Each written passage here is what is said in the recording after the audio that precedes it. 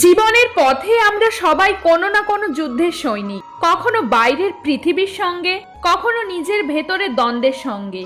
এই দ্বন্দ্বের মাঝেই শ্রীকৃষ্ণ আমাদের শিখিয়েছেন শক্তি মানে শুধু জয় নয়, শক্তি মানে সঠিকের পাশে দাঁড়ানোর সাহস। আজ আমি শ্রীকৃষ্ণের এমন একটি গভীর কথা বলবো যা আমাদের জীবনের সবচেয়ে বড় দুই ভয়কে স্পর্শ করে। এক, কোনো কারণবশত কারোর সামনে নত হওয়া। দুই, কোনো কারণে নিজের চরিত্র থেকে, নিজের মূল্যবোধ থেকে বিচ্যুত হওয়া। এবার কেন হয় এরকম যে কথায় কথায় কারোর সামনে নত হতে হয়? কেন বারংবার নিজের চরিত্র থেকে বিচ্যুত হতে হয়? এটা তখনই হয় যখন আমাদের শিক্ষা ও মূল্যবোধের অভাব থাকে। যদি মানুষের মধ্যে প্রকৃত শিক্ষা থাকে তাহলে এই সংসারের কোনো সময় কারোর সামনে নত হওয়ার কোনো প্রয়োজন নেই। যদি মানুষের মধ্যে মূল্যবোধ থাকে তাহলে তাকে নিজের মূল্যবোধ বা চরিত্র থেকে বিচ্যুত হতে হয় না, তা সে যাই হয়ে যাক না কেন। কোনো বালককে যদি জন্ম থেকেই সুশিক্ষার অধিকারী করা হয়, মূল্যবোধের অধিকারী করা হয়, তবে সে এই সংসারে এমন কর্ম করবে যে সে নিজেকে, নিজের পরিবারকে এবং সমগ্র সমাজকে গর্বিত করতে পারে। সুশিক্ষা লাভ করুন এবং মূল্যবোধ লাভ করুন, আর আমার সাথে ভালোবেসে বলুন রাধা রাধা। এই সংসারে কোনো বস্তু হোক বা ব্যক্তি হোক, তার একার গুরুত্ব খুব বেশি নয়। একটা উদাহরণ হিসাবে বৃষ্টির ফোঁটাকে ভেবে দেখুন। যদি একটা বৃষ্টির ফোঁটা হয় তাহলে তার খুব বেশি গুরুত্ব থাকে না, কিন্তু যখন সহস্র বৃষ্টির ফোঁটা মেঘের মধ্য থেকে ঝরে পড়ে তখন সেটা বর্ষার রূপ ধারণ করে। সেই বর্ষা এই প্রকৃতিকে শান্ত করে। ঠিক একইভাবে একটা ছোট্ট পাথরের টুকরো, তার খুব বেশি গুরুত্ব থাকে না, কিন্তু যখন অসংখ্য পাথরের টুকরো একত্রিত হয় তা পর্বতের আকার ধারণ করে।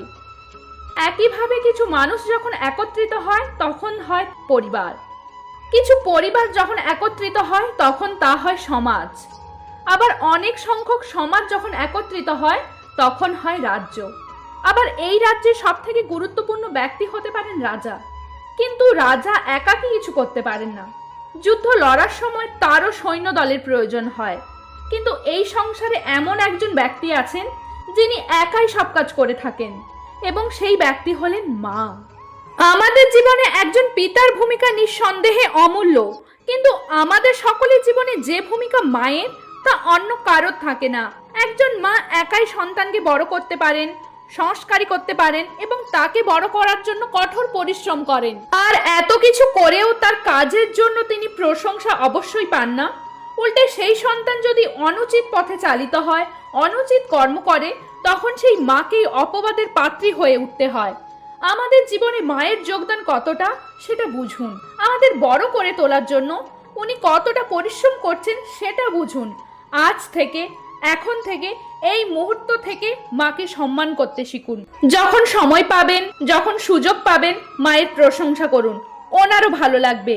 মায়ের এই মমতার জন্য, তার এই ভূমিকার জন্য আসুন সবাই মিলে আমরা তাকে প্রণাম করি আর সকলে মিলে ভালোবেসে বলি রাধা রাধা। সূচের শেষে একটি ছিদ্র থাকে যার দ্বারা আমরা সুতো পরাতে পারি, আর তারপর সূচের সাহায্যে সুতো দিয়ে বস্ত্র সেলাই করা হয়।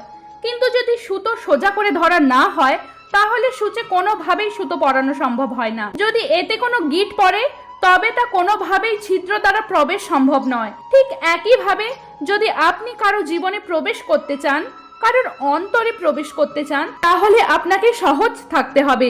মনে যেন কোনো মালিন্য না থাকে, কোনো কুচিন্তা না থাকে। যদি আপনার মনের মধ্যে এইসব থাকে তাহলে আপনি কারোর জীবনে কোনো দিন প্রবেশ করতে পারবেন না।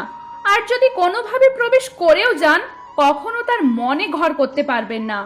এই সংসারে আমরা প্রকাশ কোথা থেকে পাই? এর উত্তর বড্ড সরল।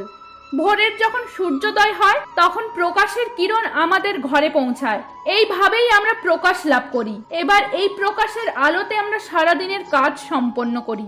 এবার বলবেন কোন প্রকাশের কথা বলছি যা আমাদের অন্তরে জাগ্রত করা সম্ভব? আমাদের আত্মার মাঝে প্রেমের প্রকাশ জাগ্রত করার কথা বলছি। কারণ আমাদের এই জীবন দিনের আলোর মতন।